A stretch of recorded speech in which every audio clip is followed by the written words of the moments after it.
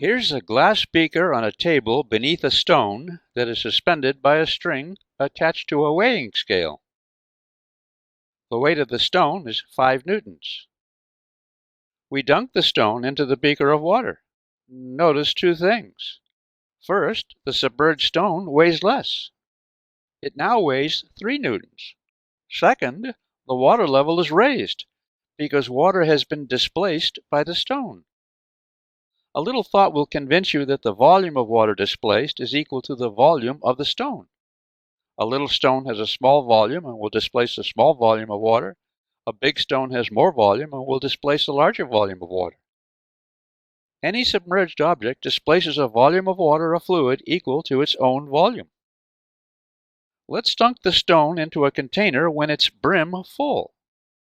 The displaced water spills into a smaller, empty container. Note that the weight of the water displaced is 2 newtons. This is no coincidence. Remember, the stone in air weighs 5 newtons and 3 newtons when suspended in water.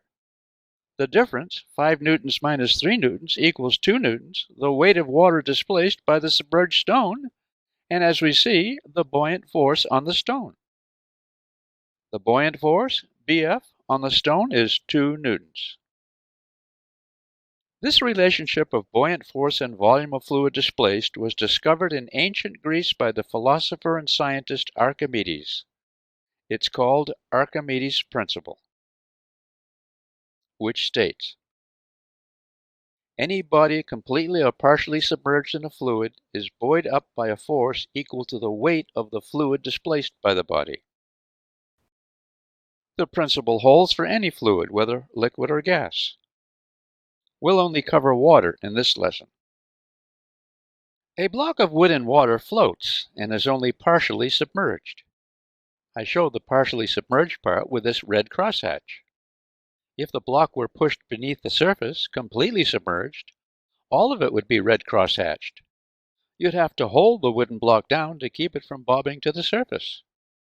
In both cases, an upward buoyant force acts on the block of wood.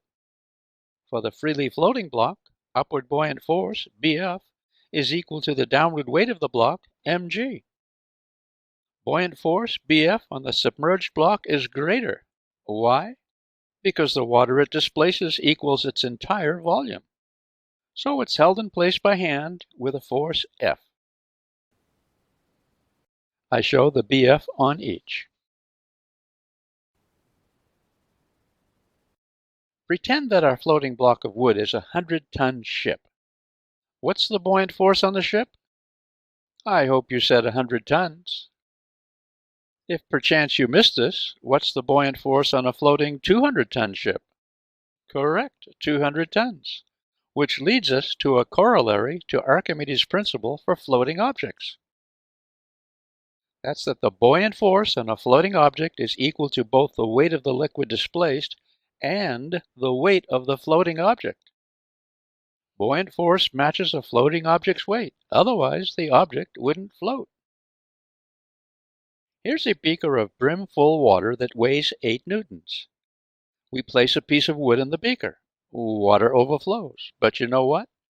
The beaker still weighs 8 newtons. If we put in a bigger piece of wood, more water overflows, and we see that the same brim-filled beaker still would weigh 8 newtons. Whatever the weight of the floating block, an equal weight of water overflows. For example, if a block weighs 2 newtons and the overflow is 2 newtons, the weight of the beaker is the same 8 newtons. If the block weighs 4 newtons, the overflow is twice as much, 4 newtons, and the beaker's weight still is 8 newtons. This is in accord with Archimedes' principle for floating things. Things that float displace an amount of water equal to their own weight. This is wonderfully employed by the Falkirk wheel in Scotland, which takes the place of a series of locks to raise or lower boats more than 30 meters vertically.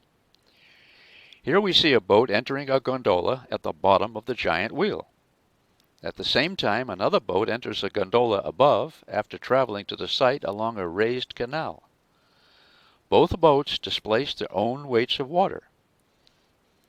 A heavy boat causes more overflow of water than a lighter boat, leaving the gondola effectively brim full. What this means is that the weight of a gondola will always be the same regardless of what's floating in it. Here's a set of balanced gondolas, each initially filled with 300 tons of water. The left one carries a 50-ton boat. After displacing 50 tons of water, the water remaining weighs 250 tons. Total, 300 tons. The right gondola carries a 25-ton boat. After displacing 25 tons of water, 275 tons of water remain. Total, 300 tons.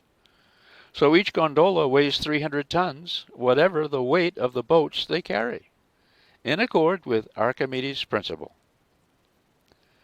So this balancing of gondolas for boats that are raised or lowered means very little energy needed to turn the giant wheel. A very efficient system. This is the most yum application of Archimedes' principle that I know of. A great pleasure to share with you on this cast. Let me leave you with a question.